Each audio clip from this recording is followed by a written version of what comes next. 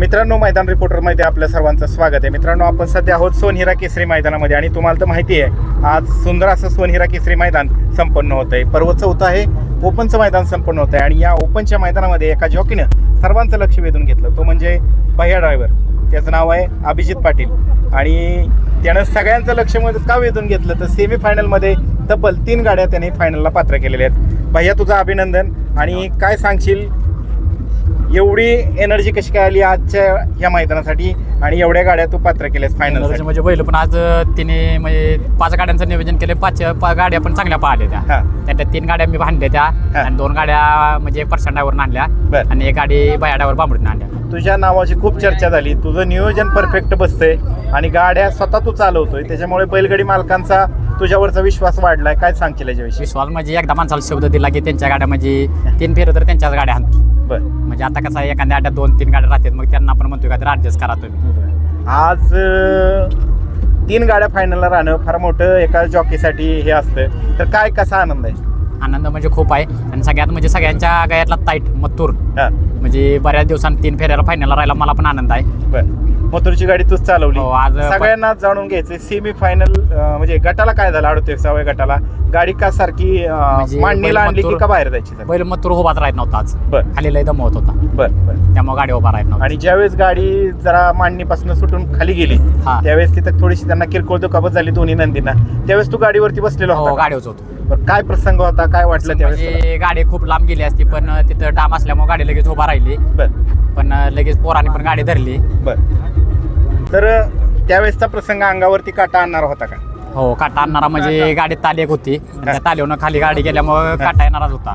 एवढे मोठे टॉपचे नंदी तुझ्या म्हणजे नियंत्रणात होते, त्यावेळेस भीती वाटली का? माहित वाटणारच, कारण की बिना ब्रेकची गाडी आहे आणि ताल होती त्यामुळे जरा भीती वाटणारच.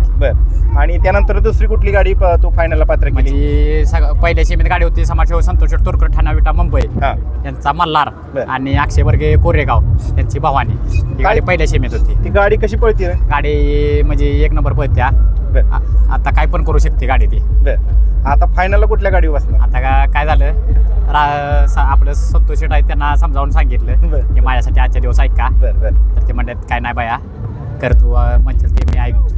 आणि तिसरी गाडी कुठली फायनल? गाडी म्हणजे संदीपाई बोपर यांचा बिच्छू आणि अभिषेक जितेकर दापोली पारगाव यांचा पाखऱ्या. म्हणजे ही गाडी त्यांचा सकाळी मुंबईचा जॉकी आज होता पण काही अडचण झाली त्यामुळे तो आला नाही. पण मला सकाळी माझा मित्र आहे बापू, ते आलं त्यांनी बाया म्हणतात गाडीला ड्रायव्हर नाही. त्यांना म्हटलं गडशी मी काय पण मी तुमच्यासाठी ॲडजस्ट करतो, फायनलला तुम्हाला ॲडजस्ट केलं पाहिजे. जे मैदानामधलं पब्लिक आहे जे येते ते तुला हँडशेक करते, त्यानंतर सेल्फी काढते, बोलते सगळे प्रेमाने. म्हणजे सगळ्या फॅन फॅमिलीचं मित्रांचं सगळ्या माझ्यावर प्रेम आहे आणि त्यांना पण कधी पण विचारा, मी कधी त्यांच्यासाठी पण मी आहे. त्याचबरोबर समालोचकांनी तुझं खूप कौतुक केलं, बक्षिसांचा वर्षाव झाला, काय सांगतील?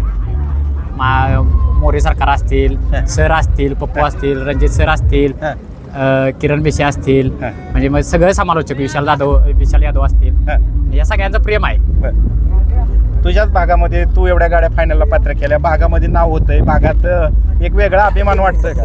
आता सलग 4थं वर्ष आहे सोनेरा केसरीचं आणि त्यातलं 1 वर्ष सोनेरा केसरीचं मैदान झालं नाही, पण 3 वर्ष माझी गाडी इथं फायनलला आहे. आणि 8 नंबर तासावरून 2 वर्ष गाडी राहिलेली माझी. आणि तिसरी गाडी कुठली होती? तिसरी गाडी मथुर आणि सुलतान. आणि पहिला मल्हार आणि भवानी. आणि 2 नंबरला पहिली गाडी भवानी आणि मल्हार, दुसरी गाडी मथुर आणि सुलतान आणि तिसरी गाडी बिच्छू आणि पाखऱ्या. बिच्छू आणि पाखऱ्या. आणि काय रान कसं वाटतंय? पहिला रान चांगला आहे, पाहायला बिहायला रान चांगला आहे, काय नाही. काय आता कुठलं नियोजन आलं तुझं? आजचं सगळं करतो तू बघून. 21चं नियोजन 2 गाड्यांचं चांगलं केलंय. बरं, झालं नियोजन? हो झालं. कुणाकुणाचं झालं?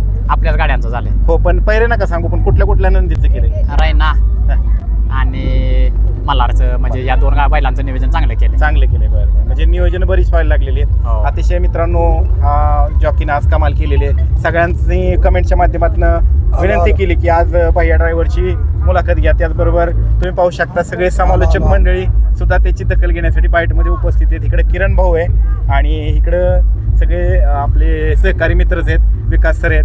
त्याचबरोबर पप्पू पण आहे आणि पप्पूच्याच भागात आले बिच्चूचे मालक पण आहेत. हा, बिच्चूचे मालक पण आहेत. बिच्चूचे मालक काय सांगाल, एक बैलगाडी मालक या नात्याने काय प्रतिक्रिया द्याल? काय झालं बरं का, आमचा ड्रायव्हर सकाळी येणार होता मुंबईवरनं, आला हा. नाही. मी बायाला फक्त एकच शब्द टाकला, बाया दादांचा फोन आलाय बाईंचा, ड्रायव्हर काय येणार नाही. बाया म्हणला टेन्शन घेऊ नको, दादाला सांग मी गाडी 2 फेरं तुला आणून देतो. ती बायानं काम केलं. बैलगाडी मालकांच्या कपाळाला गुलाल लागतो त्यावेळेस तुला कसं वाटतं? तुझ्या मला पण आनंद आहे आणि त्यांना पण आनंद आहे ना. आणि सगळ्यात महत्वाचं की एक 2 वर्षांना बापूंच्या घरी बैल आला. 2 वर्ष बापूंनी पण बैल नव्हता आणि 2 वर्षांनी घरी बिच्चू बैल आला आणि पहिल्याच मैदानात फायनलला राहिलाय. चालतंय, तुमच्या सगळ्यांचं अभिनंदन आणि तुला फायनल साठी शुभेच्छा. धन्यवाद.